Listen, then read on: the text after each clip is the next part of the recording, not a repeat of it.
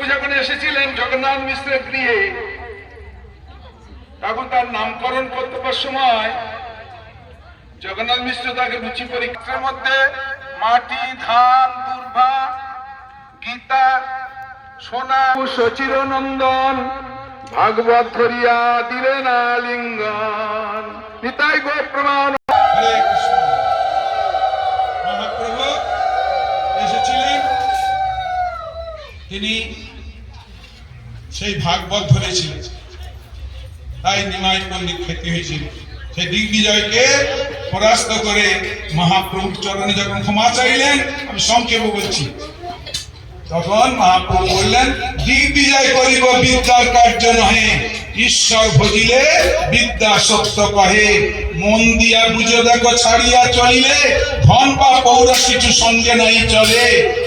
একান্ত মহন্ত সর্বোপরি হরি, করেন ঈশ্বর সেবা দৃঢ় চিত্ত করি।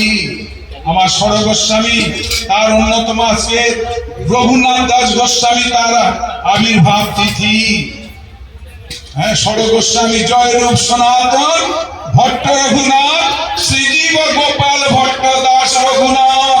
এই ছয় গোসাই যাবে ব্রজে কইলেন বাস, রাধা কৃষ্ণের নিত্য লীলা করিলেন প্রকাশ।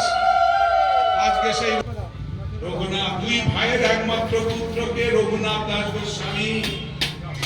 রঘুনাথের বৈরাগ্য যেন পাষাণের রেখা।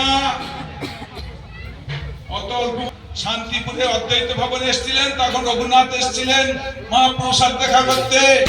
প্রভু, আমি আপনার সাথে চলে যাব। মহাপ্রভু বললেন, স্থির হও, ঘরে যাও, না হও বাতুল, ক্রমে ক্রমে পায় লোক ভব সিন্ধুকুল।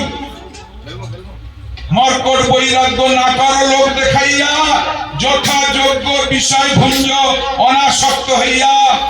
অন্তর্নিষ্ঠা করো, বাহ্যে লোক ব্যবহার, অচিরাতে কৃষ্ণ তোমার করিবেন উদ্ধার। দেখুন, এই ষড় গোস্বামীর অন্যতম হলেন কে? রঘুনাথ দাস গোস্বামী।